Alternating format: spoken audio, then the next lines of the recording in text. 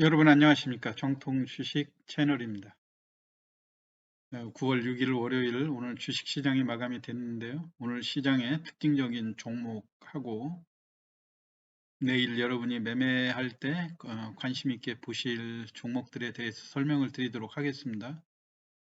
본 방송은 단기적인 관점에서 관심 종목을 분석하고 있는데요.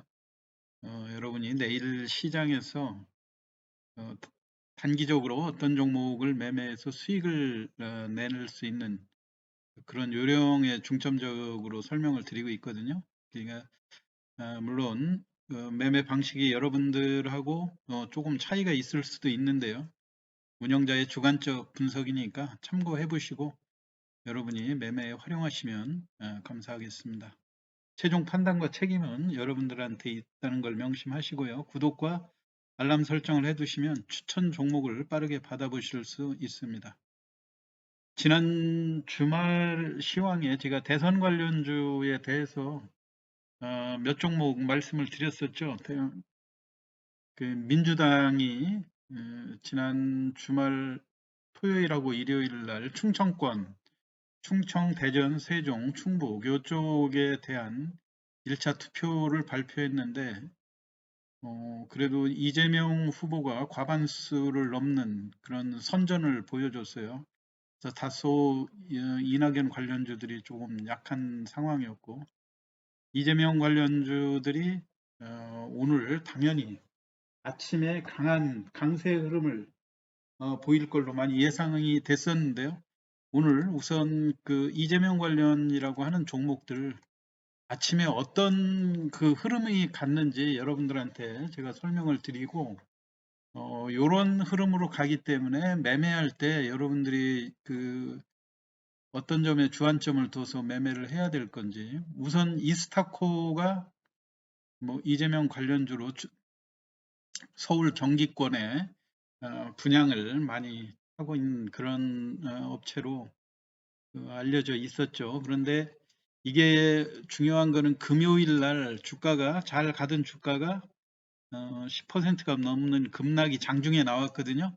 근데 장중에 이게 갑작스럽게 한 보합 이상 물론 오늘 그 그날 장중에 그 강세 시장에서 갑자기 한 그 참 주가가 약세로 기울어지는 그런 모습들이었기 때문에 좀 이 매도 세력들이 누구냐 이거를 놓고 의견이 많이 분분한 그런 상황이긴 한데 이게 대주주가 지난 7월 달에 매도했던 그런 상황 때문에 이번에도 대주주가 매도한 거 아니냐 이런 의견들도 있긴 있지만은 지난번 7월 달에도 실질적으로 대주주가 판 물량은 전체적으로 한 30만 주 정도 됐기 때문에 큰 물량이 아니었다고 하는 점하고 그 다음에 대주주가 시장에서 이렇게 접속 매매로 물량을 내놓을 때 그렇게 그 일거에 10%까지 주가를 빼면서 매도 낼 이유는 없거든요. 그래서 접속 매매로 그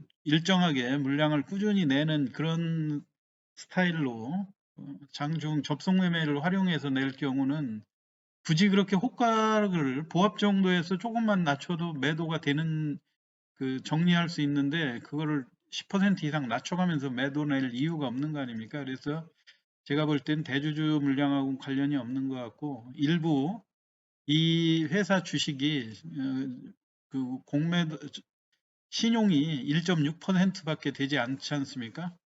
시장에 나와 있는 전체 그 상장돼 있는 수량이 4,200만 주인 걸 감안하면 신용으로 지금 현재 묶여 있는 물량은 약 60만 주에 불과한 거예요. 그렇기 때문에 주가가 만약에 반대 매매의 그 담보 비율로 나온다 하게 되면은 요런 지점에서 나왔겠죠. 고점에 물린 사람들이 주가가 이렇게 급락한 패턴으로 갔었으니까요.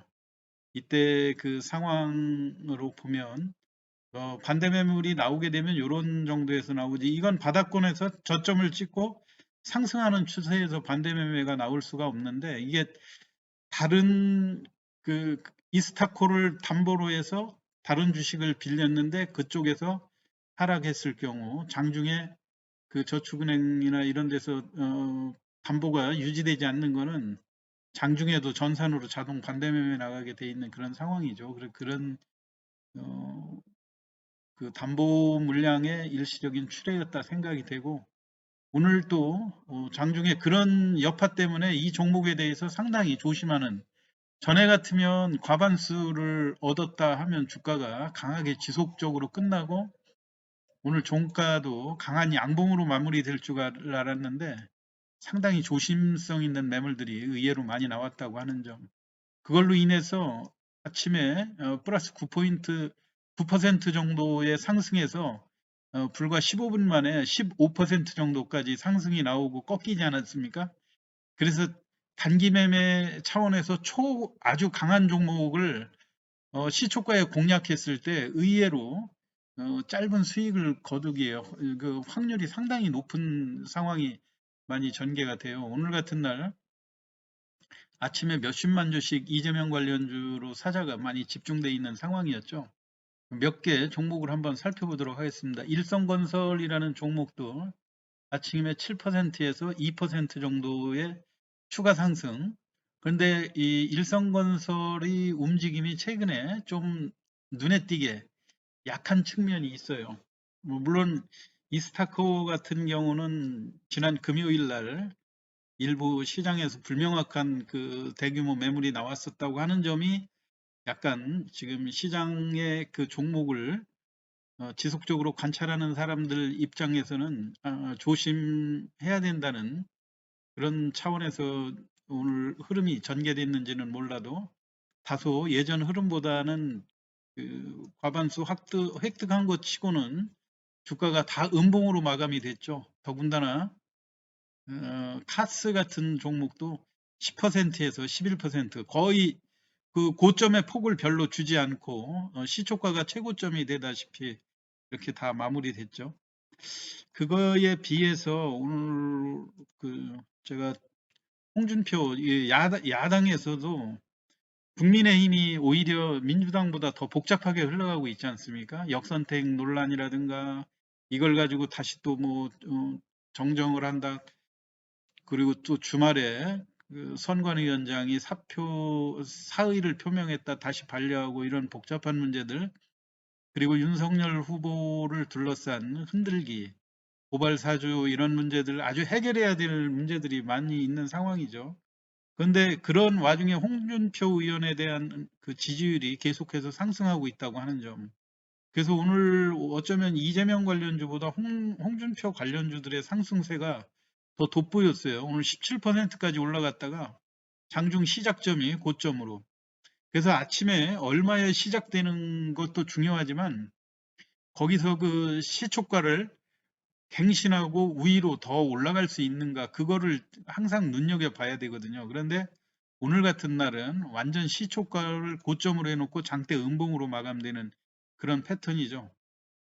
그렇기 때문에 이렇게 아주 초강세로 출발하는 종목에 있어서 장중에 추가 상승이 나오지 못하면 단기 매매에서 실패하는 경우가 대부분이 이런 때 많이 실패를 하거든요. 그럴 때 이런 때는 보유하고 종목을 진입을 늦추고 종가 무렵에 대신 또 매수를 해서 그 장중에 아침에 전강 후약 패턴으로 계속 전개가 되지 않습니까? 그러니까 전강형 후약 패턴을 이용하는 방법은 아침 강할 때 매도해 놓고 종가 무렵에 다시 재매수에 들어가는 것. 홍준표 관련주들이 이번에는 다 그런 식으로 전개가 됐다고 합니다. 경남 스틸도 마찬가지로 1,500원에서 마이너스까지 나왔다가 1,400원에 마감이 됐는데 오히려 경남 스틸의 움직임이 오늘은 조금 약하게 전개가 됐어요. 그런데 내일도 이런 흐름이 당분간은 유지되지 않을까 이런 생각이고요. 그리고 제가 그 우리 기술 투자 이런 종목도 주말에 그 비트코인이 5,600만 원, 지금 6천만 원을 또 향해서 간다고 그러고 미국 시장이 우리가 그 코인베이스라든가 이런 종목들이 많이 상승하지 않았습니까? 그래서 일반 투자자들이 물론 이런 것들 민감하게 다 대응하기도 하지만은 그렇게 미국 시장에서 뭐 비트코인 관련주들이 올랐는지 떨어졌는지 무감각한 경우들이 많이 있어요. 그렇지만 여러분들이 이렇게 단기 매매로 관심을 가지고 있을 때는 미국 시장이 코인 관련주들이 강했다 하면 분명히 장중에 고점으로 치고 가는 그런 그 윗골이 남기는 그게 나오거든요. 그러니까 시초가에 진입해서 2%, 3% 이런 것들이 대략 오늘 같은 날은 크게 성공하는 경우다. 시가 8,520원에 8,760원까지 짧은 시간에 반등하는 그런 흐름을 보여주지 않았습니까? 그렇기 때문에 당분간 비트코인 관련주에도 눈여겨보셔라 이 말씀이고, 그 핵심적인 종목이 비덴트하고 우리기술투자 그런 종목이죠. 비덴트 같은 경우도 오늘 1,200원에 시작돼서 1,700원까지 장중에 5%에 상당하는 그런 반등이 나왔다고 하는 점을 눈여겨보시면서 앞으로도 이런 패턴으로 매매를 하신다는 그런 생각을 가지고 계셔야 된다 이런 얘기예요. 그리고 앞으로도 조금 지금 최근에 공모 주식에 대해서 보호예수가 해제되고 하는 사례들이 많이 나오는데요. 그걸로 인해서 카카오뱅크라든가 크래프톤 이런 것들이 오늘 크게 하락하지 않았습니까? 크래프톤 같은 경우 상장하고 50만 원을 돌파했다가 52만 원까지 갔다가 이게 지금 연속해서 오늘 5% 넘는 하락을 보여줬죠. 48만 원대까지 내려왔는데 이런 것도 아무래도 보호예수가 기관들이 어, 원래 그 기관 청약을 할 때 15일 정도 매도를 안 하겠다 또는 1개월, 3개월, 6개월 단위로 매도를 안 하겠다고 하는데 그 기간이 경과되면 이제 자유롭게 매도를 할 수 있는 거거든요. 그러니까 카카오뱅크 같은 경우 나올 수 있는 물량이 314만 주에 해당된다 하면 여러분이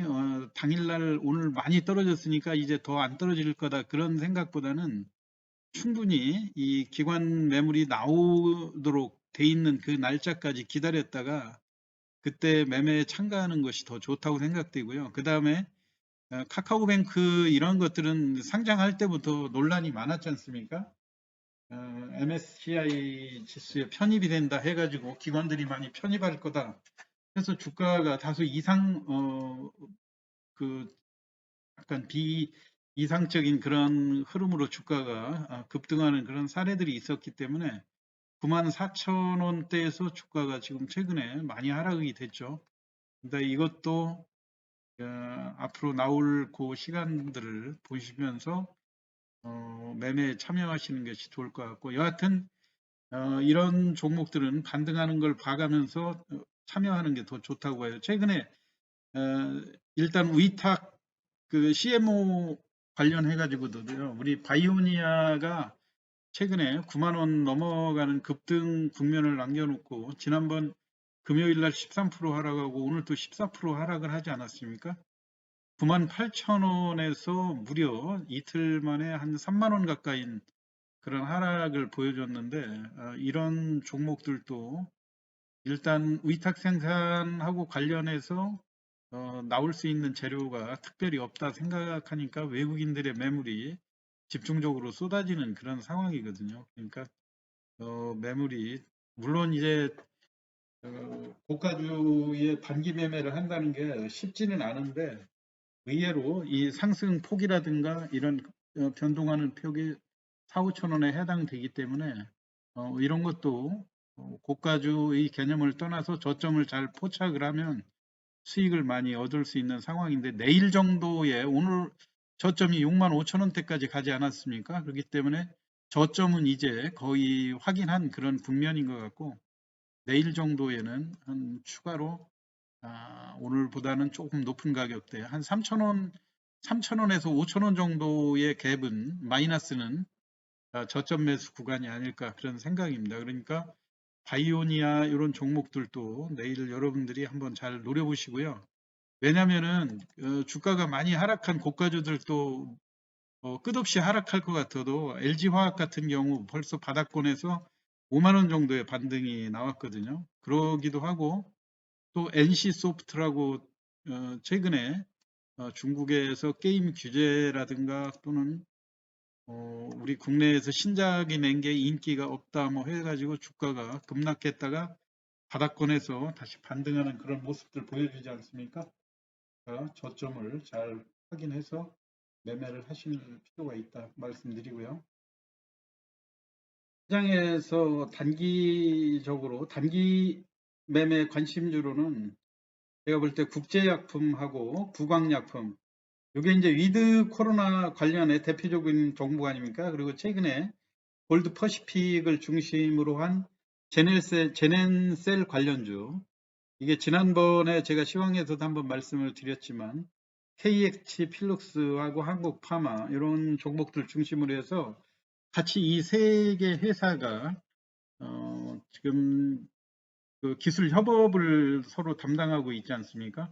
그래서 오늘 또 골드 퍼시픽 같은 경우 장중에 급등하고 그 움직임이 원활하게 많이 나왔는데요.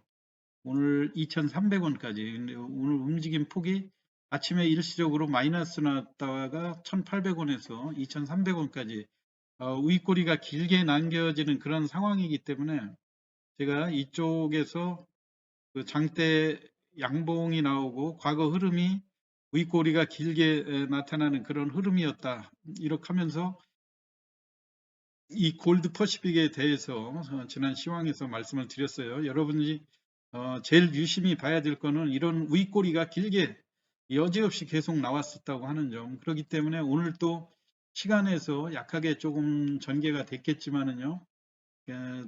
약하면 매수를 한번 고려해 보셔도 괜찮다. 그런 차원에서 골드 퍼시픽 같은 종목들 오늘 지금 장중에 마이너스 35원 정도요. 이 재료는 지난번에 말씀드린 대로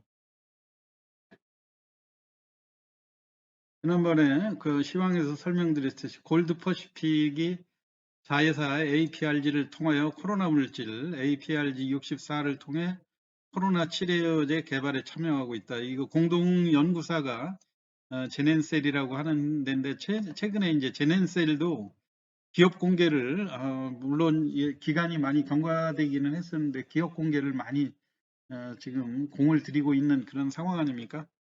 그래서 제넨셀과 한국파마, 한국의학연구소, 경희대 바이오팀 이 컨소시엄으로 참여를 하고 있다고 하는 점, 그리고 이 제넨셀의 대주주 KH 필룩스가 11%를 보유하고 있는 걸로 되어 있는데 KH 필룩스도 오늘 약했다가 장중에 한 3% 정도의 반등을 보여주는 그런 흐름이지 않습니까?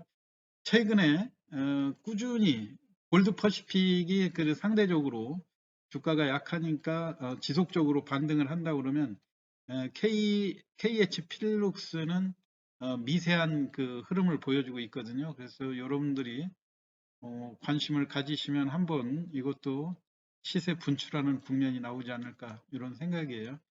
그래서 위드 코로나와 관련돼서는 이런 그 지금 임상에 참여하고 있는 기업들, 제넨셀이 관련돼 있는 골드 퍼시픽이라든가 KH 필룩스 또 한국파마 이런 종목들이 있고요.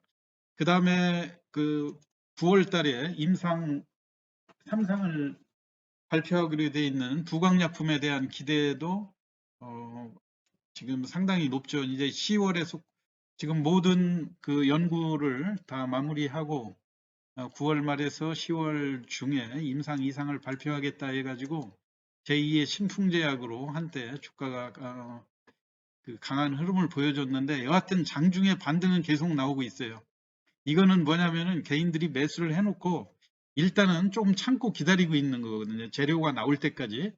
왜냐하면 지난번 시황에서도 설명을 드렸다시피 이게 임상에 실패했다 하더라도 주가 자체가 그렇게 높은 가격대가 아니고 주봉으로 볼 때 과거 4만 원대까지 갔다가 주가가 지금 많이 밀려 있는데 여기 바닥권을 탈출해서 올려가려고 하는 그런 중환입니까? 그렇기 때문에 장중에 시세 변동이 많이 나온다고 하는 측면에서 부강약품도 눈여겨보시면 좋을 것 같습니다. 오늘 시황 요거로 마치겠습니다. 내일도 좋은 종목 여러분들 매매 많이 하시고 수익 많이 올리시기 바랍니다. 경청해 주셔서 감사합니다.